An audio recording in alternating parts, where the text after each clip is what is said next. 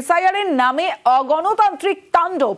SIR অবিলম্বে স্থগিত করার দাবি মুখ্যমন্ত্রী মমতা বন্দ্যোপাধ্যায়। মুখ্য নির্বাচন কমিশনার জ্ঞানেশ কুমারকে ফের চিঠি দিয়েছেন মমতা বন্দ্যোপাধ্যায়। চিঠিতে কি উল্লেখ করেছেন মমতা বন্দ্যোপাধ্যায় নিয়ে তৃতীয়বার চিঠি দিলেন মমতা বন্দ্যোপাধ্যায়, জানাবে আবির ঘোষাল রয়েছে আমার সঙ্গে। আবির, এবার চিঠিতে তিনি এটা অভিযোগ করেছেন যে ভোটার তালিকা সংশোধনের নামে পশ্চিমবঙ্গে চলছে পরিকল্পনাহীন, খামখেয়ালি এবং সংবিধান বিরোধী প্রক্রিয়া।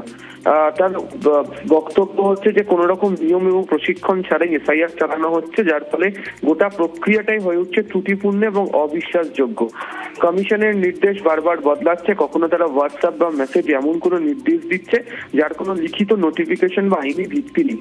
মুখ্যমন্ত্রী তার চিঠিতে উল্লেখ করেছেন এবং এই অনিশ্চয়তা এবং স্বেচ্ছাচারিতার ফলেই প্রকৃত ভোটারদের নাম বাদ করার একটা আশঙ্কা তৈরি হয়েছে, যেটা গণতন্ত্রের পক্ষে অত্যন্ত ভয়ঙ্কর।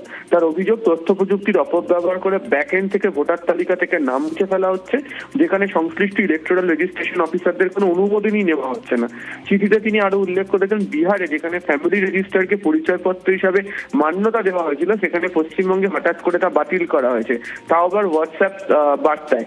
একইভাবে রাজ্য সরকারের জারি করা ডোমিসাইল বা পার্মানেন্ট রেসিডেন্স সার্টিফিকেটকেও অগ্রাহ্য করা হচ্ছে বলে অভিযোগ। এবং সব থেকে গুরুতর তিনি যে অভিযোগটা করেছেন সেটা হচ্ছে শুনানির নামে ভোটারদেরকে হয়রানি। বহু ভোটারদেরকে কেন শুনানিতে ডাকা হচ্ছে তা জানানো হচ্ছে না, তাদেরকে তাদের বাড়ি থেকে প্রায় 20 থেকে 25 কিলোমিটার দূরে ডেকে নিয়ে যাওয়া হচ্ছে, যার মধ্যে বৃদ্ধ, অসুস্থ এবং প্রচুর সাধারণ মানুষ রয়েছেন। নথি জমা দিলেও মিলছে না কোনো রসিদ বা কোনো প্রমাণপত্র দেওয়া হচ্ছে না।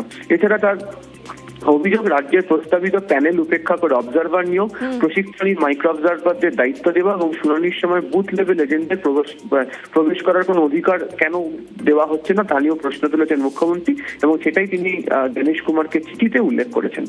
বেশ।